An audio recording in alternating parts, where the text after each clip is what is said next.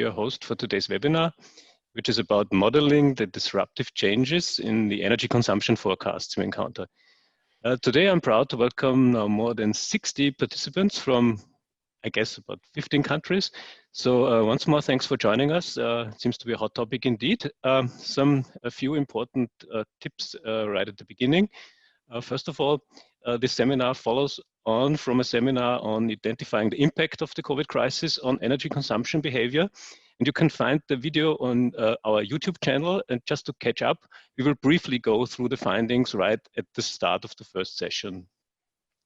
During the webinar, please take part actively and use our Q&A function available. It should be at the bottom or at the top of your screen as displayed on this slide. After the last seminar, there were many more questions for us, and we think this is great. It's really great, and you're free to also use the chat function that we offer on our homepage. Please also sign up for a newsletter. I promise we will not spam you with any advertising. We will really focus on technical information all around time series. And then again, this webinar will also be recorded and posted on our YouTube channel. We will send you the link afterwards. So as I said last time, if you talk too fast or you encounter some technical issues, no worry, you can check out the video afterwards. Since 30 years, we at HAKOM Time Series have been dealing with the energy market, and we have set up an amazing team of experts with more than 250 person-years of experience in software development for this industry. We have more than 100 companies in over 15 countries that already use our time series technology, and it is our mission to make energy data valuable. So why did we choose this topic for today? Forecasting energy consumption and production is one of our main tasks. And we are proud to say that for this, we are the market leader in Austria and a confirmed player in Europe. And the current crisis comes along with disruptions and unseen challenges in this particular area. We lack reliable data for our analysis and have no certainty about future developments. But still, there is something we can do about it. And therefore, we want to devote the next 25 minutes to this challenge. We all know that there are many different use cases for forecasts. You work in many different areas of this industry, but I'm sure that the challenges I've mentioned will affect you all in some way. We mainly see two aspects. In short term, we need to immediately respond to the structural changes, but there's also the question of how we want to deal with the long-term challenges. Can we use some of the insights coming from short-time modeling is one of the questions. We've chosen a very systematical approach and tried to give you some ideas on that. So what can you expect during the next 25 minutes? Ricardo Wickert, our head of R&D with a vast experience in data analysis. By the way, if you want to know more about him, check out his bio on our YouTube channel. He will look over some of the challenges we currently encounter and show strategies how to deal with them. He will do so using data from various public sources and show some fast and easygoing time series methods. He then will continue with basic and advanced modeling using the MP Energy forecasting toolset that some of you already know. Later on, we will give you some special options for doing all this for yourself based on your own data. Anastasia Langer, she's Senior Analyst at Metallurgy GmbH, our long-standing forecasting partner. She has been modeling and supporting forecasts for gas and electricity for many years now. She will comment on Ricardo's findings with her extensive experience, and she will discuss how this can be employed for long-term planning aspects as well. Please stay tuned because these insights are really valuable. Now, thanks to Anastasia for her support in this webinar. So right after the two experts have finished, we will have a short panel where I will forward your questions to them. Please do not forget to ask your questions. Remember the Q&A functions. So with that said, Ricardo, once again, the stage is yours. Thank you. So also for me, thanks to everybody who's joining us today. Previously on our first webinar, we observed how consumption figures have been changing over the last several weeks due to the various lockdown measures. So there, we analyzed the electricity and gas loads over April and May, computing a difference against a long-time average, explaining how it affected differently weekends and weekday profile shapes. And also, we saw how these differences have evolved over time. Now, the question is, how can we model this effect so that our day ahead forecast more accurately reflects the new conditions. For our purposes, we will model the total load on the Austrian grid, but most of the findings are equally applicable to regional networks or even to individual customers in any other country. So we begin with a reasonably simple multivariate regression model that we calibrated on the historical time series using the weather, day of the week, and holiday dummy variables, using data that ranged back all the way to 2017. And here we have the forecast in blue and the actual figures in orange. And we simulated the forecast operation by training the model always up to the previous day. So using the data that we would have had available at that point in time, and then computing a day ahead forecast for the following day and repeating this successfully. For February, so before COVID-19 was on the headlines, we had an average day ahead MAPE figure of just under 2.7%. So we could say it's a model that performed fairly well, given that it's also a very simple model.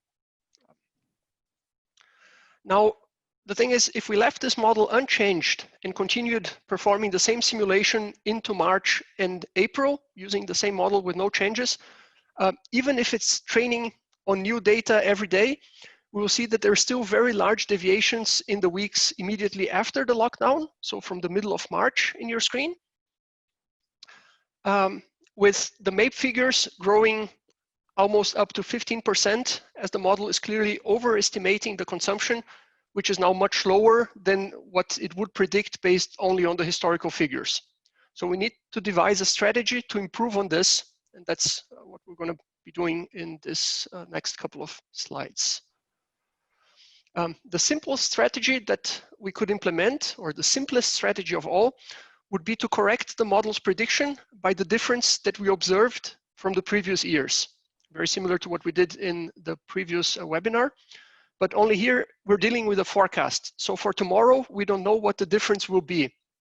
But a simple strategy would be to use the difference from last week. This means that in the first week after the lockdown comes into force, we still use the same forecast. But after that, for each day that we're forecasting, we subtract the difference between the actual value and the historical average over the past 3 years, so that it does look a little bit better, as we see on the screen. And also the MAPE figures improve significantly. They go down to on average 6.4%, and they're also slightly better on the later weeks. So with this simple strategy, we already reduce our error in the model by over a factor of half. Now, since we're dealing with a very powerful machine learning platform with MP Energy, another approach that we could take is to take a dummy variable to signalize that something is different, in this case that we're in the lockdown period, and let the machine learning algorithm figure out what are the appropriate values to correct the forecast. So here we have this dummy variable that is 0 everywhere, except for the period where the more restrictive social distancing measures were in place, where it takes the value of 1. And if we train the model using the same simulation procedure that we did before, we see that this improves the forecast somewhat, with the average MAPE figure over the lockdown weeks down to below 5%. So a lot better than the original model that we're comparing here, but also around 1.5% better than what we could achieve with the naive differences model. It's interesting that in some weeks, the difference model was actually producing slightly better results, but this doesn't appear to be a very systematic effect. There's always some fluctuation in the models. However, the interesting thing is once the lockdown proper is lifted, which in Austria coincided with the end of April, so from beginning of May, restaurants and businesses were all operating more or less normally again. The model returns to its historical prediction levels, and this leads to an average MAPE of, again, above 13%. So this is not the right answer, since we know there's a clear lasting effect of social distancing. People are still working from home, etc. So this is something we would need to keep in mind. For comparison, if we simply kept subtracting the differences from the previous week, we would have fared much better with an average MAPE like before, around 6 to 6.5%. What this is suggesting is that instead of using a dummy variable just for the lockdown, we could turn it into a dummy COVID-19 era that follows the same principle. 0 before the lockdown came in place, but remains at 1 for the entire time afterwards. So it's a step function. We achieved the same results over the lockdown period, since from the perspective of the input data, there's no difference, but we also perform much better in May and June with an average MAPE figure that goes down to 4%. So this is even better than the naive differences model, again, by almost 2 full percentage points. Now, in the previous webinar, we had observed that the load reduction was becoming less pronounced, coinciding with some of the measures already being softened before the lockdown proper finished. So this begs the question if we could do better by giving the model additional information. And this is done in the form of 2 dummy variables instead of 1. So we have one which signalizes the beginning of the lockdown period, but one here in orange that triggers a little bit later the information that now we're in a different regime, maybe a little bit of upward correction. And then again, we ran the same simulation.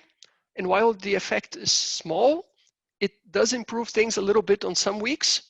To be honest, I had expected this would be a little bit more pronounced when we compare with the previous models. It can be that the changes are here a little bit more subtle on what's going on. Still, this gives us the possibility to introduce changes and play around with those variables to test what could happen in the future, which I believe is something that Anastasia has looked at and will comment on later. But there's one more thing that I wanted to bring up, a different way of tackling this problem. Namely, so far training the models using all the available data, that is all the way back to 2017. And indeed, this makes sense as long as we're dealing with a more or less stationary profile shape.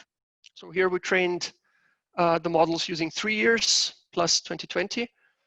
But a different approach could be to use data only, say, from 2019 onwards. So we're discarding all this part here in blue and only training the model with more recent data. Then we run the same simulation. And if we compute the results for the month of February, we see that this leads to a decrease in the quality of the forecast. So in fact, in this case, using less data doesn't bring a benefit. However, this picture starts to change when we enter the lockdown phase. And here the model with a reduced training set, again, using data only from 2019, actually performs equal or better than the model trained on all, basically on all but 1 week, as we see here, or 2 weeks, where we see the differences in MAPE are usually in green. This makes sense because if we think that this way, the relative weight of the days after the structural change took place is increased, and those days have more influence in the model. And we see the same effect into May and June, for instance, after the lockdown proper ends. Also here, except for, I think, 1 week, using less of the more distant history improves our results with now almost all weeks in green. So this is also a very, very simple way of adjusting the models. If short-term structural changes are present, then we need to give more weight to the more recent events. And one way of doing this very easily is simply to increase their relative proportion by using less of the more distant past. And so with this, we've seen that there's an effect of bringing additional information in the form of various dummy signalizing variables.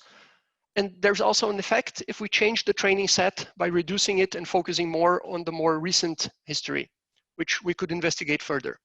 But with this, I reached my conclusions and I give back to you, Stefan. Thank you, Ricardo, indeed, for your contribution. This was very interesting. It somehow seems to me that our models have some deeply human characteristics. If loads of experience are not available, the one who shows the most flexibility wins. Sounds somewhat like Darwin's theories. Anastasia, are there some ways to systematically find the best training period of all? Yes, There are in MP Energy, you can do it with a MP Optimizer, and MP Optimizer is a tool which helps you to test various model settings in a systematic and automated way. For instance, one can vary the number of patterns for the target or for the predictors. One can also vary the settings for the multivariate regression, or what Ricardo has shown before. You can actually systematically test different starts of the training range. This is possible to set up on the time span tab.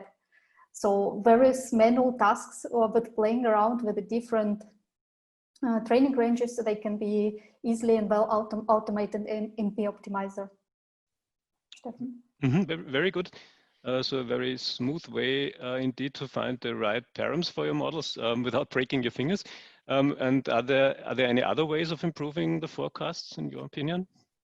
Yes, we tried to play around with the different impact of the COVID dummy variable, which Ricardo employed before. And for that purpose, we used MP scenario. On this graph, the blue line is the original forecast with 100% of COVID impact. And the red line is the forecast when we assume that there is no impact of COVID variable at all. Orange and green are the forecasts produced with the reduced amount of the COVID variable by 30 and 50%. And we could actually see that particularly from the beginning of June, if we decrease the impact of this variable by 30%, we could obtain the lowest error. So this is also a very good tool in the time of uncertainty to evaluate different impacts. Very good, thanks. Very nice, a good way of, yes, an interesting approach. And comparing the different approaches is very effective, obviously. How about an outlook for the future? So for the outlook for the future, we could also use the MP scenario. So now people argue whether it's possible that the second wave comes back, whether it's possible that we return back to the lockdown. On this graph, we're trying to model or to simulate the lockdown in August. So the orange line is the original forecast when there is no lockdown, and the blue line is the scenario produced for the situation when the lockdown is back. To model it, we simply switch back the value of the lockdown variable to 1, because otherwise it was 0 for the month of August. And we can see that actually, although we in this scenario we simulate that the lockdown is back, the both lines, the orange and the blue, they are very close to each other, and then they are lower than the 3-year average demand. And here in this situation, one can argue that's probably because many people are still working from home, or still many businesses cannot operate at their full capacity. Very nice, thank you. It's a very interesting approach for planning and optimization, also maybe of procurement portfolios. What I think is that there also might be a possibility of adding some interesting Monte Carlo analysis here. Maybe that's an issue for later discussions. Thank you for now, Anastasia. So I think it will again come up to that we have to monitor and adjust these special models continuously, and we actually end up again with the realization that monitoring as near to real time as possible is of particular importance. But before we now come to our Q&A session, I would like to talk about our offer. Today, we have again put together some packages to provide you with the best possible support for such analysis. The first one actually is a repeat. So for all of you who already use TSM, it includes Ricardo scripts for the simple time series based forecast and 1 hour of consulting at a very small rate. And the second one is for all of you who already use MP Energy for a period of 1 month. You can use the modules that we have just seen, MP Optimizer and MP Scenario, for adjusting training periods and calculation of different scenarios for free. And consulting is at a very low rate too. And if you are not a client yet, still we are able to help you. For contact, please write a short message to sales@hakom.at or use the chat function, and we will contact you later for the details. Now we're actually ready for our Q&A session, and I will have a look what I can see as some questions. I will start with a question to Ricardo, actually, to both of you. We might start with Ricardo. How long did it take to analyze all of that, Ricardo? I think the main challenge is, as always, gathering the data and ensuring that the data has gone through all the plausibilization and validation steps.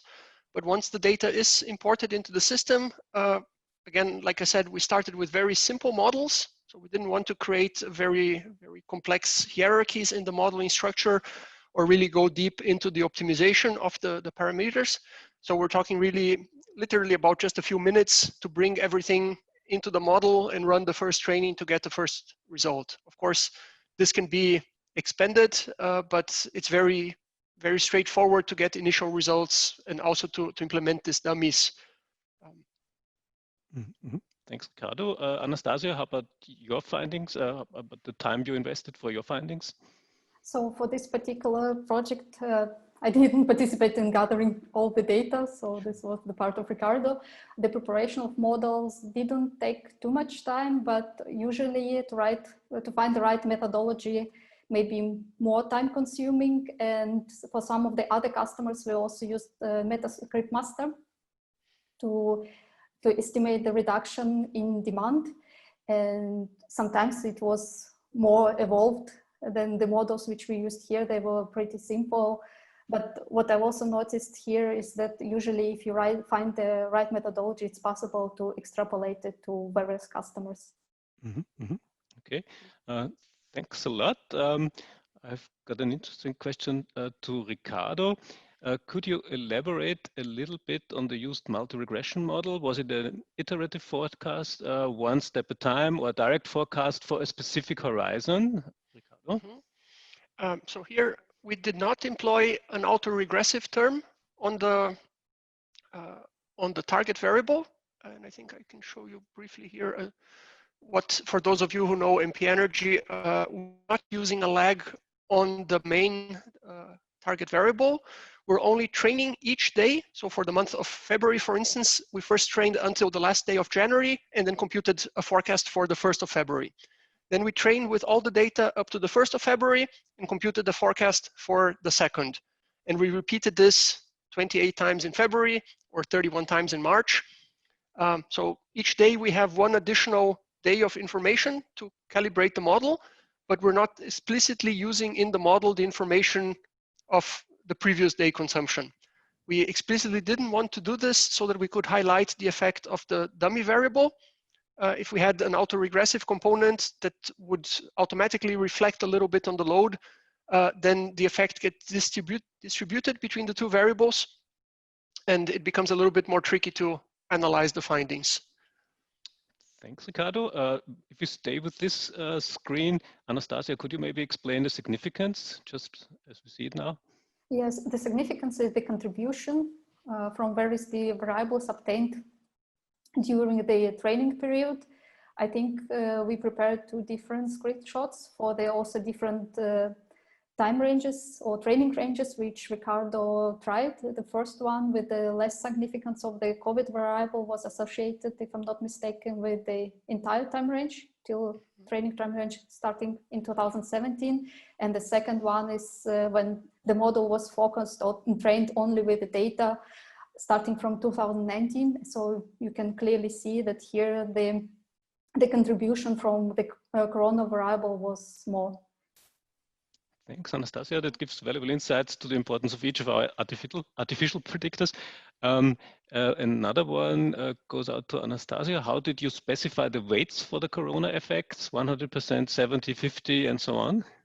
So it was just a trial and error. We started with one, and then we tried several other options and accidentally. So the good thing with this scenario that you can in one run try several options and see which one delivers you the best result. And by that we encountered that the decrease by 30% actually produced the best or the lowest forecast error. If I may, this would be an interesting point to try the Monte Carlo method, as you had suggested, Stefan. Here we could simply say we have this variable that has an effect probably around 75%, but give it a distribution of plus minus 0.25 and then test hundreds of scenarios and see with what confidence interval we land in which, which range. Thanks. Another one for Ricardo. Is weather interpolated autoregressive term a composite variable? So here we are using weather interpolated variable simply because the historical weather no, it was that AT, Austria. for Austria, yeah.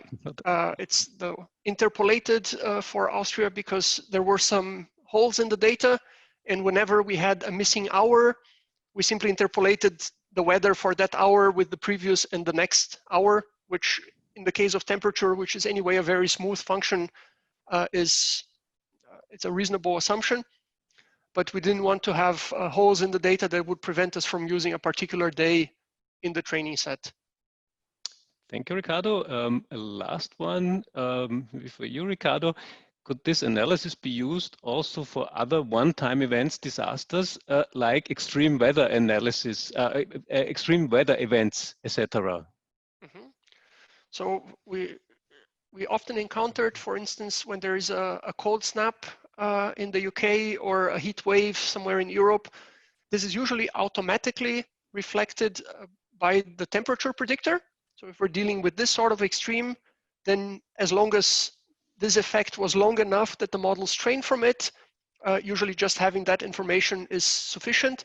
But if we're talking about something like the hurricane Katrina or an effect from a particular storm and we don't have a predictor storm dummy, then it would basically go with a very similar methodology. We would signalize that during this period, there is some exceptional event and the model should have some information to be able to assign a little bit of the deviations to that variable so that it doesn't try to explain the entire consumption or the entire production based on the average, but rather it can break down, this is normal, so dummy variable is 0, and this is special event where this dummy is active, so with a 1. Thanks, Ricardo. There's still some questions, but with respect to the time, I'm awfully sorry that we can't go into them today, but we will come directly to you to answer them afterwards in our follow-up email. Now let's conclude on our last slide. Thank you. At the very end, I would like to mention another upcoming webinar. We will focus on a visual journey through energy data of this exceptional springtime using state-of-the-art dashboards. We will again invite experts from our partners and would be very pleased to welcome you there too. So once more, thank you very much to Anastasia and Ricardo for your contribution, and thanks to all of you for again joining us. I hope you all liked it. All the best from Vienna. See you soon, and don't forget, life's a time series. Bye. Thank you. Bye. Thank you. Bye-bye. Bye.